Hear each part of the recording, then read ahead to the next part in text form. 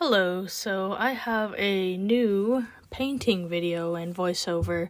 Hopefully my audio will be a little bit nicer because I'm recording audio from my phone this time rather than Audacity with my crappy webcam mic.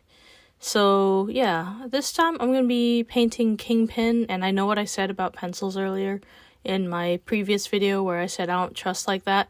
But sometimes I do, so it just depends on how I'm feeling. I felt like sketching out Kingpin with my Blackwing pencil this time. Not like I had to use Blackwing, but I like it a lot. It's my favorite pencil, so yeah, putting down his buttons and his little bow tie and all that cute stuff. He is actually a character of mine from Word Planes. A story where everybody is a walking pun. So Kingpin is like a pin cushion doll. He's a bit of a jester as well.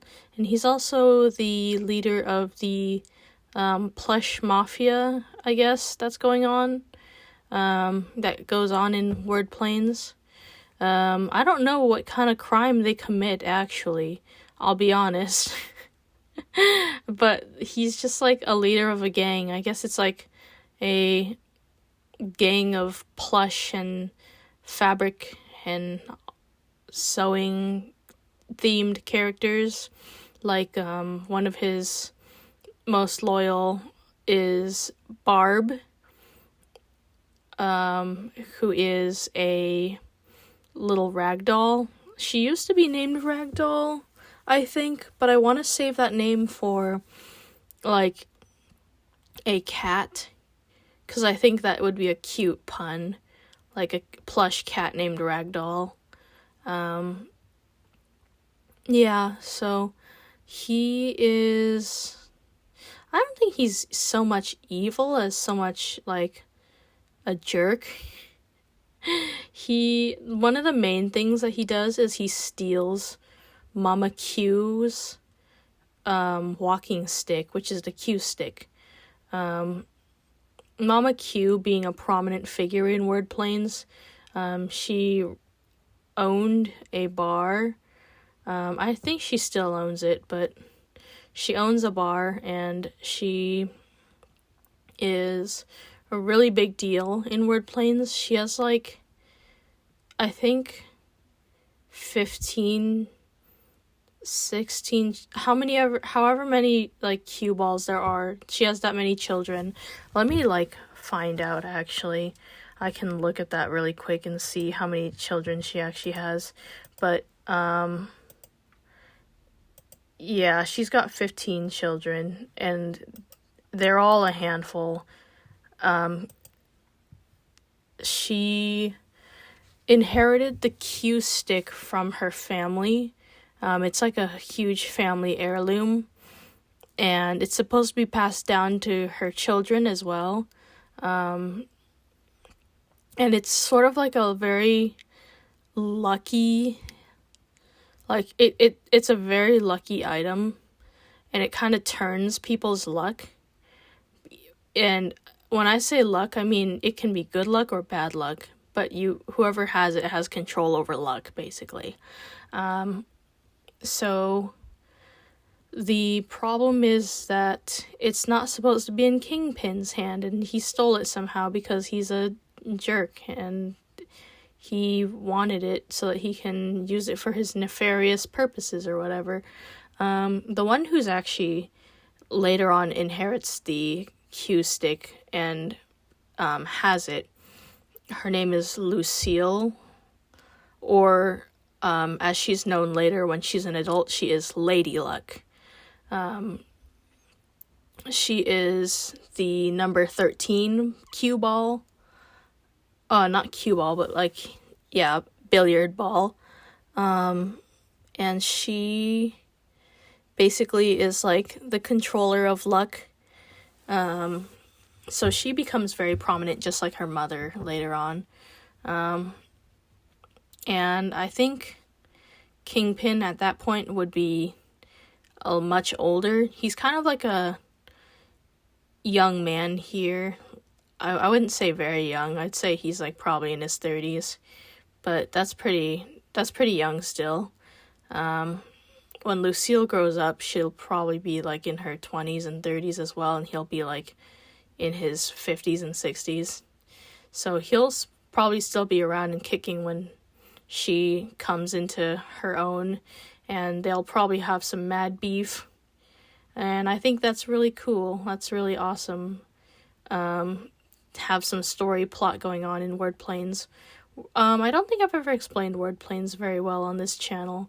So Word Planes is a story where I have everybody as walking puns, yada yada yada, and my main character, Ticking Time Bomb, he is sent through time, and he cannot leave back to his current day until he fixes whatever problem is apparent in front of him. And then he can be sent back to his original time. He kind of explodes into time. And just so many shenanigans and goofball things happen in Word Planes. I could explain it like all day. Like, there's the word bank that gets robbed by Big Ben, who used to be just Little Benny. He used to be a little alarm clock, and now he's a big deal because of his new robotic body. And now he owns the word bank. And he stole it from, what's his name? Paisley, like paying up, except he's a little Paisley guy as well, like the design pattern. So there's just like a bunch of little puns that go on in Word Planes that I really enjoy. Kingpin, he's kind of like, I said earlier that he was kind of like if Mardi Gras, Easter, and Valentine's Day had a baby.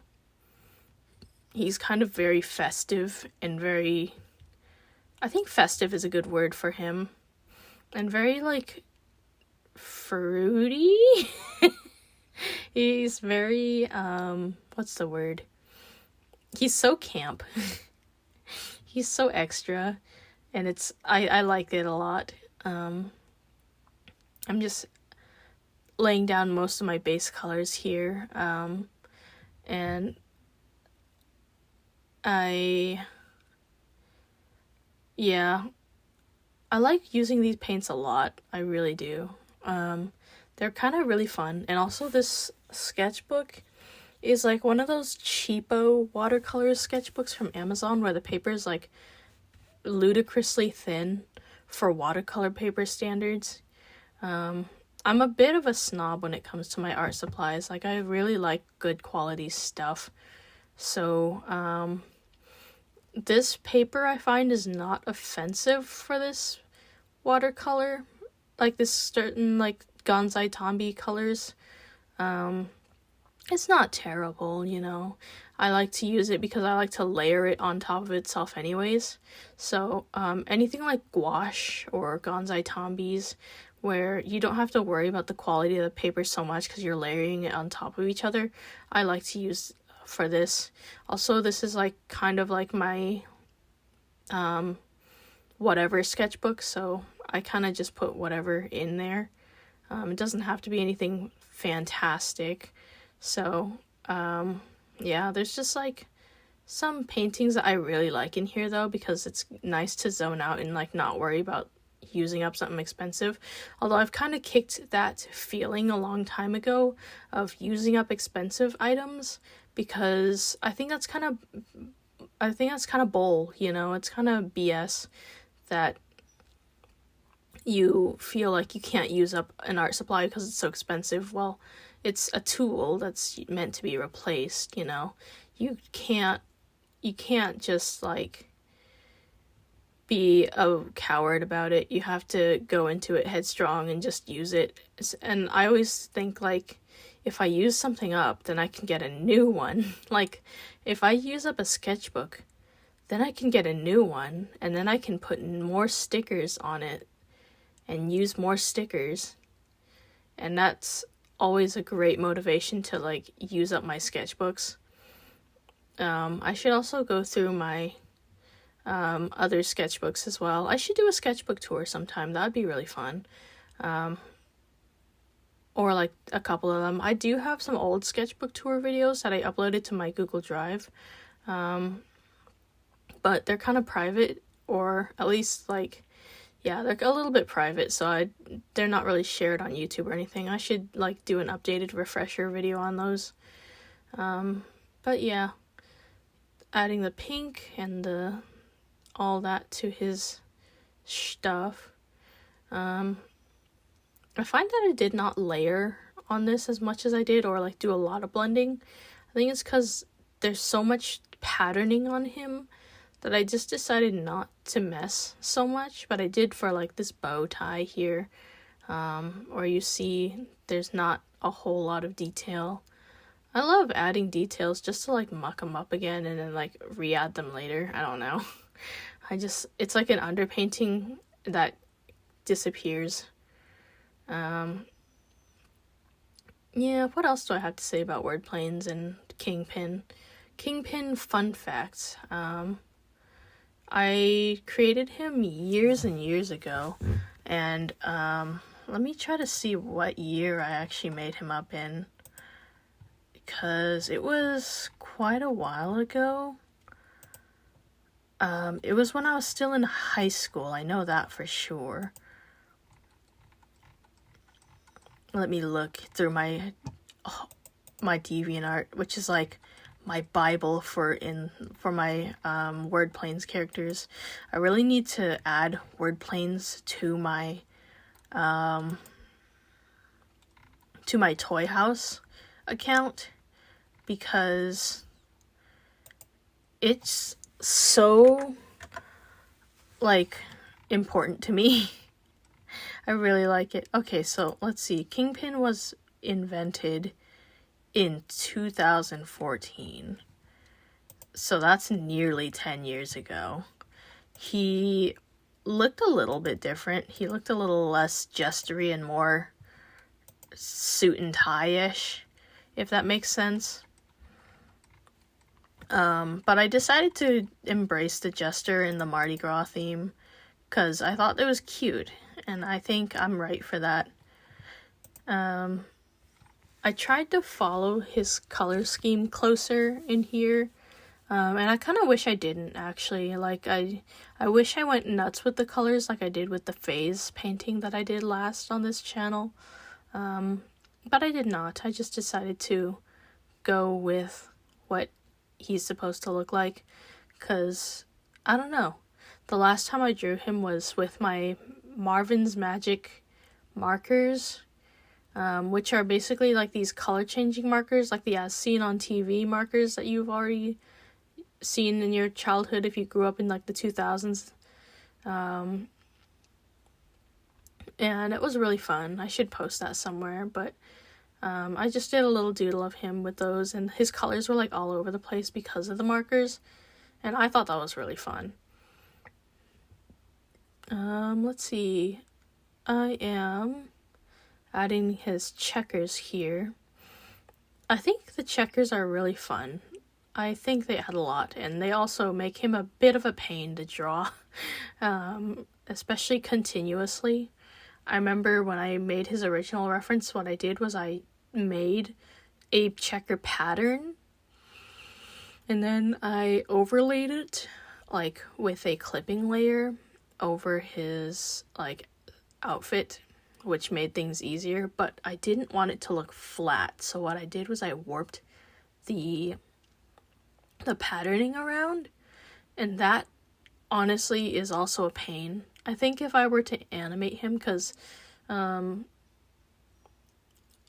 always imagine word planes being my like pitch, or like my animated story, like it would be a kids show almost. I always imagine that he would have like the patterns in Chowder where they don't move. I think that would be really neat to have him do that with his checkers, because otherwise it would be a massive pain in the cheeks to animate his checkers, like, stationary. I think it's already a massive pain in the cheeks to draw them as is, but they look so good. Like, he's slaying. You can't take it away. Like, he's absolutely destroying with those checkers. I like him a lot. I'm not quite done with them because later on in the video I will add yellow. I think that's coming up pretty soon, actually. But I'll add yellow accents to the checkers, like little lines. Here I am adding his little button highlights. I'm not sure that I'm so satisfied with his color scheme. I think I want him to be like a JoJo character where his color scheme changes like every time I see him, because he is fruitacious and flamboyant like that. He would totally switch up his wardrobe. And I think he's just the cutest. He's so cute as a button. I like him a lot. He's like a jerk, but he's also so charming. I think that's the case with a lot of like jerky characters. Like, it's just like, oh, swoon. I like him a lot. He's like my little Blorbus. I like him. What else is there to say about him? Yeah, I should probably focus on, like, what he actually does. I think it's more like he rallies together, like, the stuffed animals and, like, the plush and the fabric-y characters of Word Planes to be on his side. And he kind of has, like, that power. And he just has a lot of people on his side who are like plushes. And I don't know why he needs all that, but I think he would rather, I think like something, whatever. I need to work on his lore. Like, who hurt him? Who hurt him? Who made him this way, dude? I think part of it is that he's a pincushion, He's not, like, the final design. I think it'd be fun if he was so tired of seeing so many beautiful designs created before him and that he never got to be the beautiful thing and he was just always the pincushion. It'd be funny if he just started out as a head. Or, like, a hand. Like a plush hand. I don't know. That'd be fun. Like, he sews his own body or whatever. That would be a pretty neat piece of lore or whatever. I know that he and the seamstress have some history. The seamstress being this spider lady who sews. So maybe that's where we have some beef. I don't know, because for now they have like a bit of a relationship where I don't know if they're on good terms or if they're on bad terms, but they're on terms of some sort. Very vague, I know, but like I need to work on my lore a little bit more and think about it. I should definitely do that. I think the seamstress, if she created him, he would have beef with her. Except it'd be interesting if she was on his side because he's just become so powerful that she has no other choice. I don't know. I think that would be pretty neat, Kind of having the tables turned against you in a way that somehow benefits you, but kind of like takes away your pride. I think that would be pretty neat. I don't know. That just sounds really cool to me. He is really neat to me. And even though he's not super fleshed out. This time I remembered the seams. I almost forgot about the seams. On the phase painting I did last, I totally forgot them seams. That was so upsetting. I was like, oh my god, like, how can I forget? So embarrassing. I kept saying that I was done with this painting, but then I kept having more to add, like, started adding some darker lines to it, and I liked how that looked. Added some, like, more darkness to his hat. Yeah, I just felt like it was not complete until I kept poking it with a paintbrush. And then I remembered that I forgot to do the heart button here. So I was like, oh god, I gotta do that. And it wasn't quite dry when I finished the button, but I was like, whatever, YOLO. Yeah, I'm really happy with this painting so far and how it turned out and all that. I know I keep painting on like blank backgrounds, but that's kind of the nature of the Gansai Tambis. You're actually not supposed to really layer them. They're supposed to be worked in one layer, like one single layer, because that's the Japanese style of painting. But again, YOLO, I do what I want, and I kind of just did not add a wash. I should do a wash one day. But YOLO, whatever. Yeah, adding some more pink accents. I'm just narrating what I'm doing on paper at this point. Like, I don't have anything else to say about him, that I don't already know. One thing I will say is that, I did originally want to go for a, voodoo doll vibe with him, but the thing is, I'm not educated, and I'm also not the right person to make something inspired by voodoo. So I just kind of switched over to pincushion and like fun jestery circus kind of vibe for him. So I think that was a nice trade-off, you know. Originally he was like inspired by voodoo dolls, but I'm like, no, I'm not. That's not my brand of smartness there. So yeah, I was like, that's not my territory. Here's a close-up of him, so you can see all the lovely details up close. I'm very pleased with this painting. I wish that the yellow that I did was more opaque. I already mixed it with white to make it opaque, but whatever. I think it adds to the traditional art charm. You know, I feel like people are afraid of textures with traditional art, and I certainly was at first. And for like the longest time, not even at first, like it's been a recent thing where I kind of got over it and just kind of like went YOLO. But yeah, there's him, and I like him a lot. I like his little buttons. And here's the photo of the painting as well that you can enjoy and marvel at. I'll probably be posting this to my agent's sketchbook art Tumblr. So if you want to see the finished painting there, it'll be tagged under Kingpin or Wordplanes. So yeah, I hope you enjoyed this video and that you have a good day or whatever. And yeah, have fun.